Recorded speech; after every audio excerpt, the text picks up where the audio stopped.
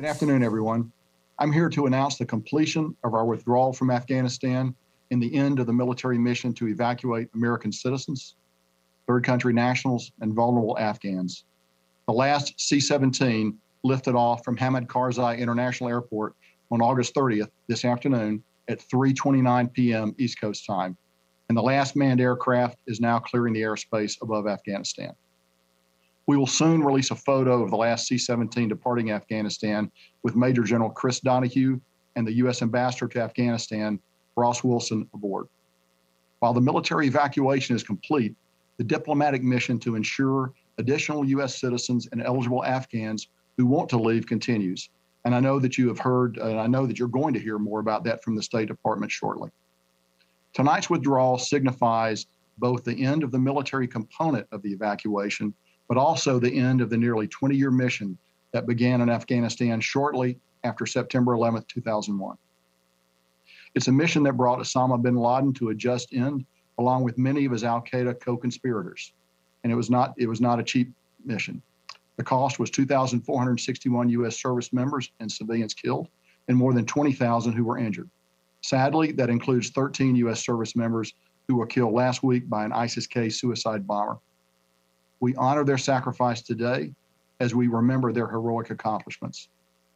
No words from me could possibly capture the full measure of sacrifices and accomplishments of those who served, nor the emotions they're feeling at this moment.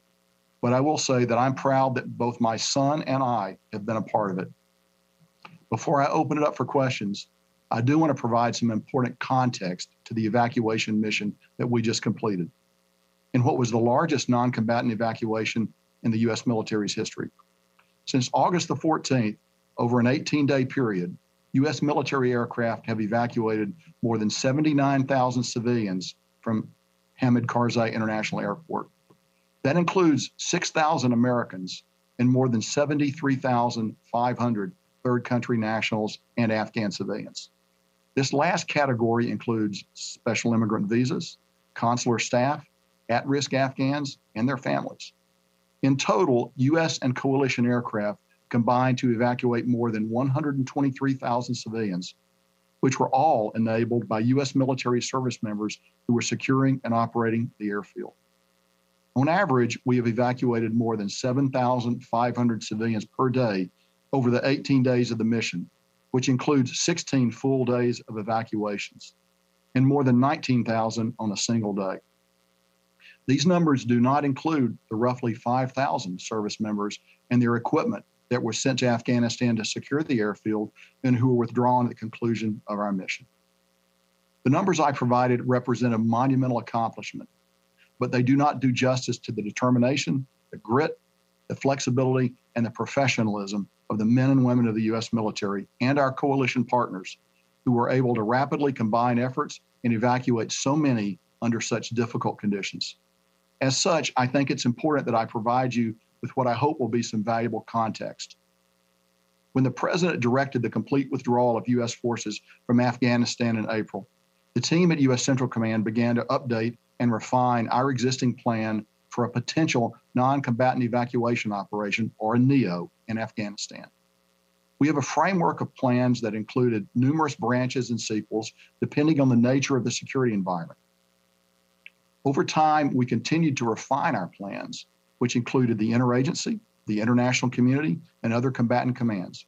Plans such as this are built upon a number of facts and assumptions, and facts and assumptions change over time. While observing the security environment deteriorate, we continued to update our facts and assumptions. As the security situation rapidly devolved in Afghanistan, we took a number of actions to position ourselves for a potential NEO, based upon direction from the Secretary of Defense. We positioned forces in the region and put them on increased alert. We began to pre-position supplies, and we began some preparatory work on intermediate facilities in Qatar with the support of our gracious host nation. When the evacuation was formally directed on August the 14th, we began to carry out our plan based upon the initial assumption that the Afghan security forces would be a willing and able security partner in Kabul, defending the capital for a matter of weeks, or at least for a few days. Within 24 hours, of course, the Afghan military collapsed completely. opening Kabul up to the Taliban's advance. On August the 15th, in a meeting with Taliban senior leadership in Doha, I delivered a message on behalf of the president that our mission in Kabul was now the evacuation of Americans and our partners, that we would not tolerate interference, and that we would forcefully defend our forces and the evacuees if necessary. The Taliban's response in that meeting was in line with what they've said publicly. While they stated their intent to enter and occupy Kabul, they also offered to work with us on a deconfliction mechanism to prevent miscalculation while our forces operated in close quarters. Finally, they promised not to interfere with our withdrawal. It's important to understand that within 48 hours of the NEO execution order, the facts on the ground had changed significantly. We had gone from cooperating on security with a longtime partner and ally to initiating a pragmatic relationship of necessity with a longtime enemy.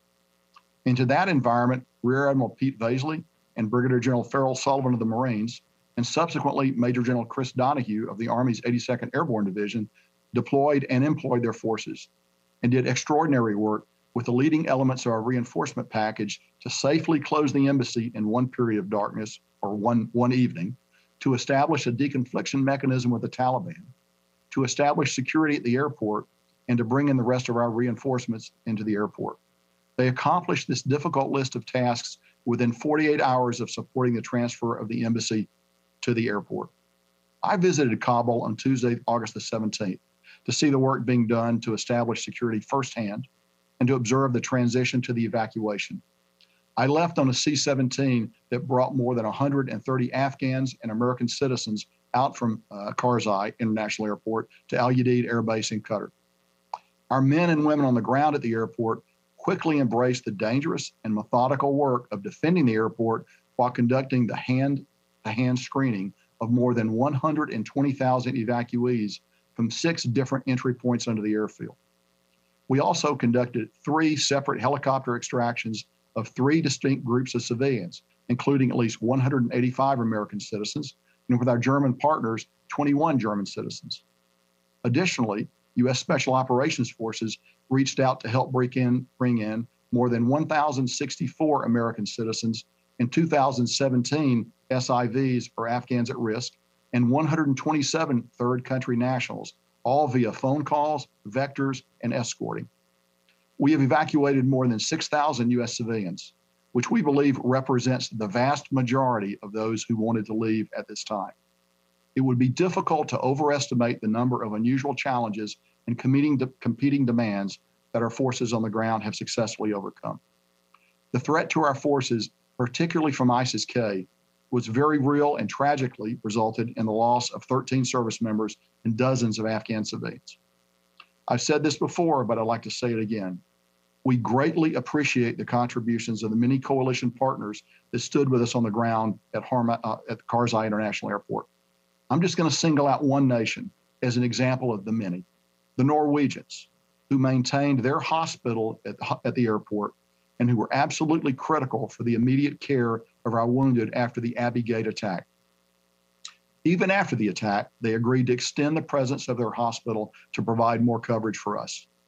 Our diplomats have also been with us in Kabul from the beginning, and their work in processing over 120,000 people stands right beside that of their military partners.